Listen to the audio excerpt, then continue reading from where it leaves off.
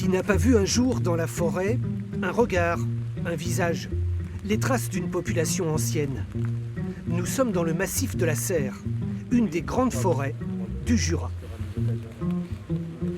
C'est bien de se disperser un petit peu sur une bande de 15 mètres et puis d'observer vraiment de chaque côté des arbres pour trouver des cavités, les grosses branches mortes.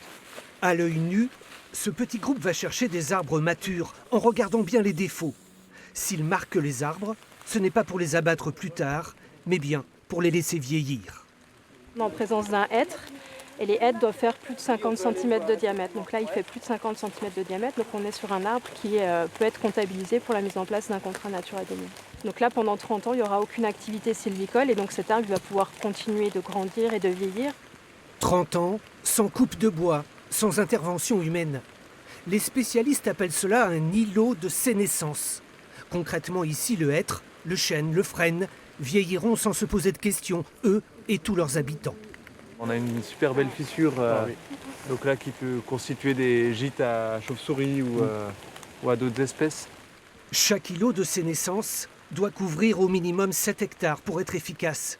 Sur cette carte, on distingue les îlots en vert foncé. Et surtout, l'objectif, c'est de faire des réseaux d'îlots. Donc en gros, on va avoir, plutôt qu'avoir un grand ensemble, on va avoir une multitude de petites parcelles d'îlots. Et en gros, ça va permettre de favoriser le déplacement des espèces, notamment les espèces d'insectes qui se déplacent de quelques kilomètres. On essaye de recréer ce qui existait avant qu'on exploite en laissant des écosystèmes de vieilles forêts.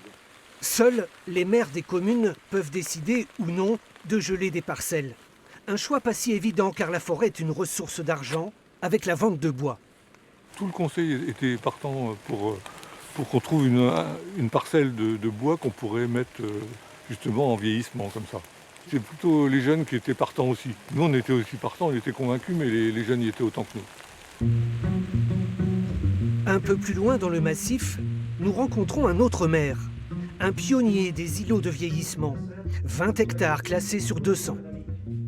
À l'heure où la forêt souffre de la sécheresse, les îlots subventionnés par l'Europe seraient un bon placement.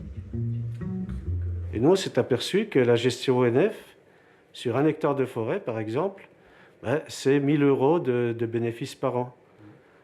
Alors que avec Natura 2000, sur 1 hectare, quand on passe en îlot de vieillissement, eh bien, on a une indemnité de 4 000 €, donc une plus-value de 3 000 €. Si on était logique, si on avait une logique à la fois écologique et économique, on irait beaucoup plus loin. Quel bilan 10 ans après les premiers îlots? Les insectes sont de retour, la biodiversité sonne à la porte du village. Le pic cendré, qui est quand même assez rare, bon, je l'entends de temps en temps à l'intérieur du village. Et donc, ça veut dire que bon, tout n'est pas figé, c'est pas la forêt d'un côté, c'est pas le village de l'autre. Il y a des liens.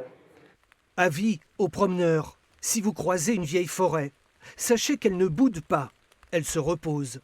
On lui donne rendez-vous dans 30 ans.